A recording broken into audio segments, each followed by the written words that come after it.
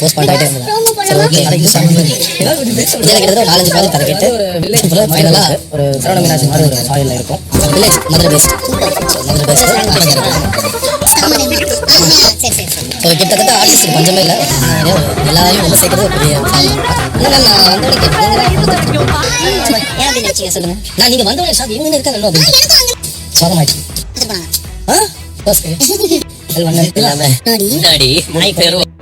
சும்மா உட்காந்து தூக்கம் என்ன பண்ண சொல்லி உட்காந்துட்டு சொல்றீங்களா? ஏதாவது கொடுங்க பண்ணு எல்லாம் ஹேர் கட்லாம் நீங்களே பண்ணி